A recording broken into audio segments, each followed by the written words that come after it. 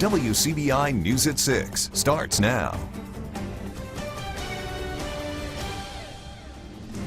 Good evening, everyone. A terrifying scene on Columbus's north side today. A building collapses on 3 people. Everyone made it out, but 2 of the men were taken to the hospital. Our Riley Livingston takes a look at what led up to the collapse and how first responders handled the situation. A crew was working to demolish this house on 10th Avenue North, but workers didn't plan on still being inside when it hit the ground. They were actually trying to move walls out, and I know yesterday the front walls was already out when I passed by there yesterday. The storm that tore through this neighborhood on February 23rd damaged many homes, leaving some of them structurally unsound. Because of the tornado and the other high winds that we've had in the area since February is to be careful. You know, there's debris that's lying around. There's maybe a broken beam or a beam that's been bent from the storm. To be very, very careful.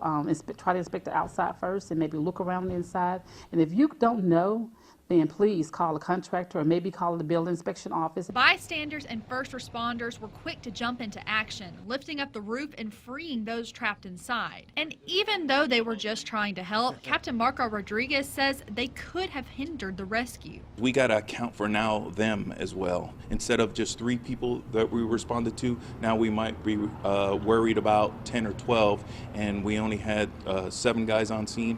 So in the beginning it's a little chaotic, but once we organize and see what the actual problem is, then we can resolve it pretty quickly. When a building like this collapses, there can be dangers hidden in the debris. It takes intense training to learn how to safely handle the situation. The dangers associated with that would be electrical lines, would be wood, metal shards, even gas lines. Would be, and possible even sewage. We go over all the types of construction and how they respond in that type of environment, whether it be natural disaster or even fires, and how to stabilize them and how to safely retrieve people from that type of environment. A city spokesman believes workers were unknowingly removing a supporting wall when the home fell. In other news today, a Lamar County man is found guilty of a child sex crime. Jurors returned the verdict against John Mark Sullivan yesterday. He was found guilty of sexual abuse of a child less than 12 years of age. The investigation started in early 2016 after Millport police received a report. Department of Human Resources officials were also involved in the case. Sullivan will be sentenced in June. Tupelo police say there is a death investigation underway there tonight. Officers were called to the 900 block of Bickerstaff last night. No details have been released about the deceased or whether the death is being treated as suspicious. Police hope to have more information after an autopsy is completed. State troopers do not expect to file charges in connection with the death of a Tupelo man. 29-year-old Alex Tyler was walking in the middle of Highway 350 in Alcorn County this morning. The Mississippi Highway Patrol says Tyler was hit by an 18-wheeler and died at the scene. A scary crash on Highway 69 this morning in Lowndes County. State troopers say the Jeep Patriot that 41-year-old Sarah McGregor was driving on ran off the road and overturned. The SUV came to a stop in a restaurant parking lot. No one was injured there. However, the Madison woman was taken to the hospital with moderate injuries. The Mississippi Highway Patrol is still investigating that accident. Time now to turn things over to meteorologist Jacob Dickey. He joins us with a first look at our forecast. Lots of sunshine out there this afternoon and evening. Temperatures warmed up very much. We got into the upper 80s and low 90s across the region. Not alone. A lot of fiery orange across the mid-south and the southeast. Warm weather, summer-like weather, is here for at least another couple of days or so. We do have a few little isolated showers in Alabama. A couple little blips trying to form in our region, but overall things are looking dry. As we head into tonight, I expect a mostly clear sky. Temperatures down into the middle 60s. Looking ahead, some isolated storms are now possible tomorrow. Some strong storms on Sunday. We're heating things up next week. I've got those details for you coming up in just a bit. Monroe County is helping families who lost their homes in the EF2 tornado a month ago. A committee has been formed to help rebuild the community. Our Stephanie Poole talks with that committee today, and she joins us live in the studio with more on what they're doing to help. Joey, more than 200 homes were lost and victims want a place to call their own again. The Monroe Strong Long-Term Recovery Assistance Committee is trying to do just that. And this committee is now accepting applications. A month ago, an EF2 tornado destroyed most of the Hamilton community. The tornado left debris everywhere and some with no place to go. But out of all the devastation, a local pastor said that now there's hope. There's a long-term recovery assistance committee that's taking applications to aid tornado victims. And there's some that have no home at all. There's no home to be repaired. Terry Edwards is a pastor of Center Hill Baptist Church. He's on the committee and helps applicants fill out paperwork. We've had probably about 30 to fill out this morning.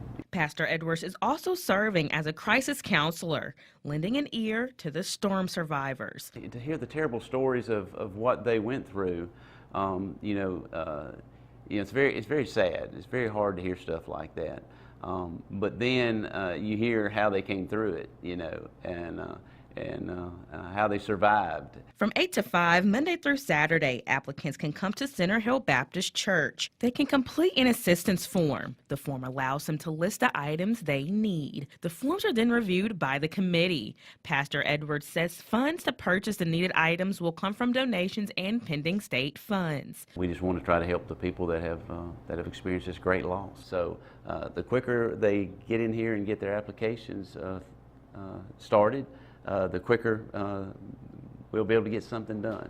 Pastor Edwards says the goal for the committee is to help more than the 200 victims of last month's tornado. Those affected by the tornado have until May 31st to sign up. Right now, what this committee is trying to do, we're trying to get the word out. Visit Monroe Strong Long-Term Recovery Committee on Facebook to know what locations are accepting applications. And for an area teen, time on the water is more than a fishing trip. It's helping him heal. We catch up with him when we come back. Welcome back, everyone. John Corbel has been through a lot in his 16 years. Last year, we brought you the story of John's heart transplant. Not long after that surgery, he found out that a heart medication caused his body to develop lymphoma. Recently, John took a break from medical troubles to fulfill a lifelong dream of going deep-sea fishing with his family. He says it's a trip he'll never forget. It was just really cool to catch a dream to be doing this for me and all other kids that had problems. Just let them have a happy day and forget about being sick. Literally the first time in 16 years we got a good news without a but, this is good but this is good but this. And within the last 2 weeks, got a great checkup on the heart from the transplant. It's doing great. Now I'm not dealing with cancer anymore, so we're ready to have a good summer. I bet they are. Catch a Dream has been operating for 19 years and is close to granting its 700th trip. The Lowndes County Sheriff's Department family is rallying around one of its own. Sergeant Tammy Prescott was recently diagnosed with cancer. Now her brothers and sisters in blue are turning on their ovens and hosting a bake sale. There was also a silent auction today happening at the Sheriff's Office. The money raised will help Prescott with upcoming medical bills.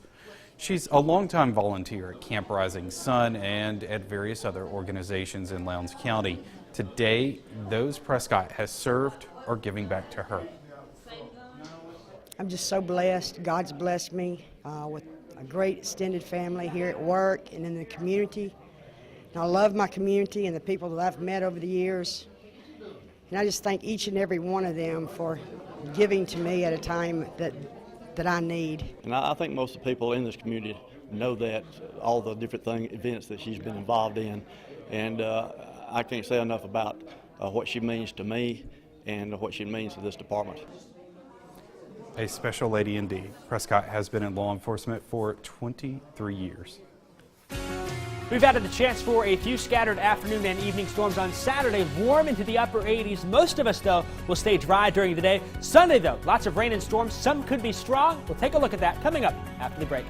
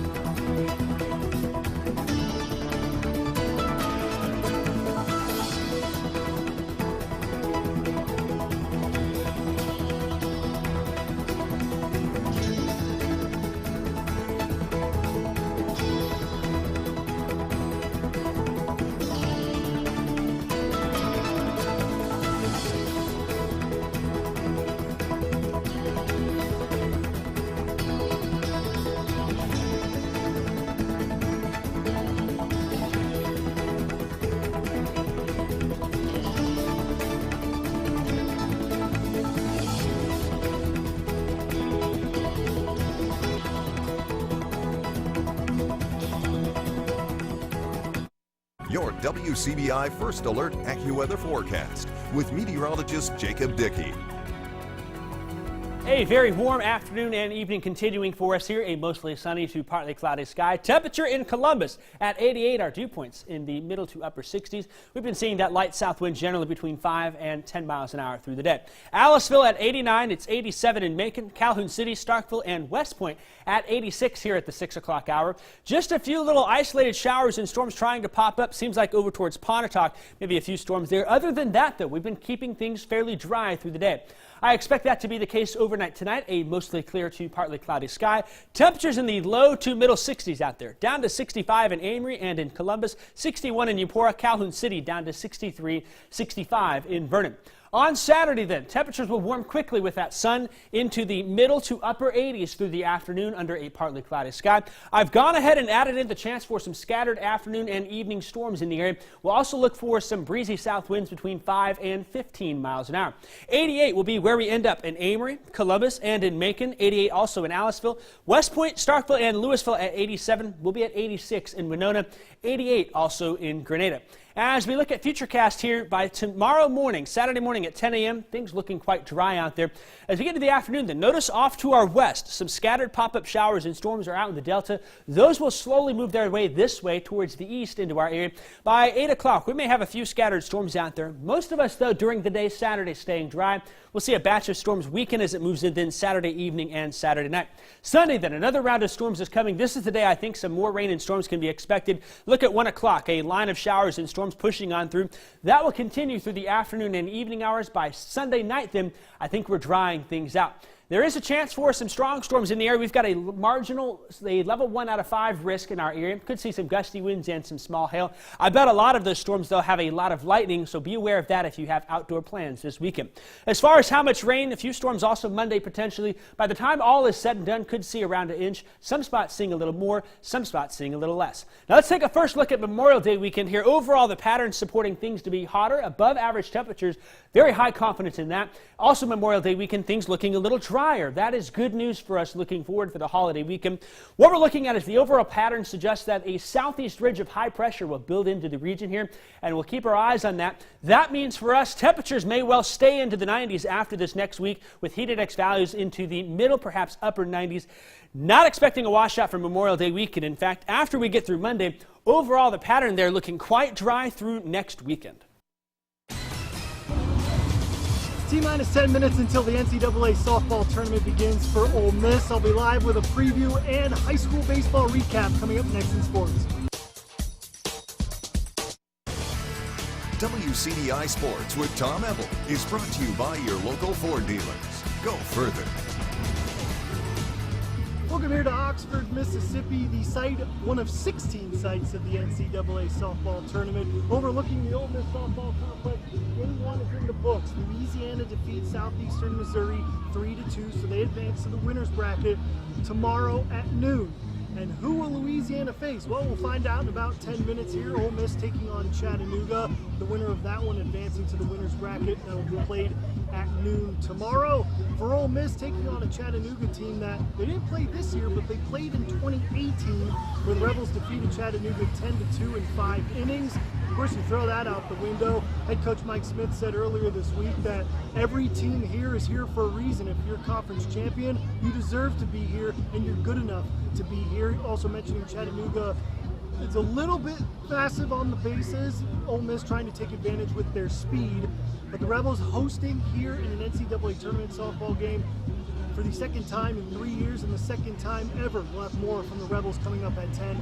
Also, Mississippi State in action. First pitch at 6:30. They're taking on Seattle over on the West Coast. We'll update you on that game coming up at 10 here on WCBI Sports as well. But the high school baseball state championships continuing down in Pearl. Smithville taking on Stringer in Game 2. The Seminoles 1 win away from a state championship. The theme of the day was defense. Shot to deep left center. It would result in an incredible catch by Todd Cowley.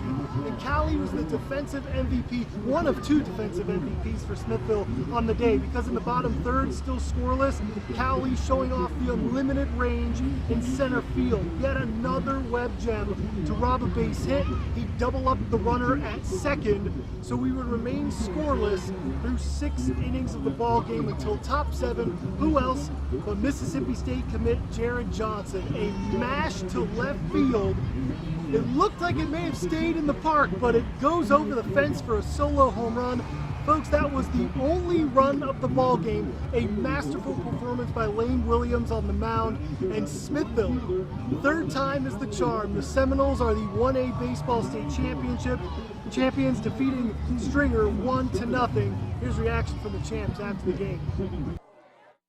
Of the 3 teams we brought down here, it's probably less talent we've had. But they got so much heart, so much fight, and you know, that'll take you a long way.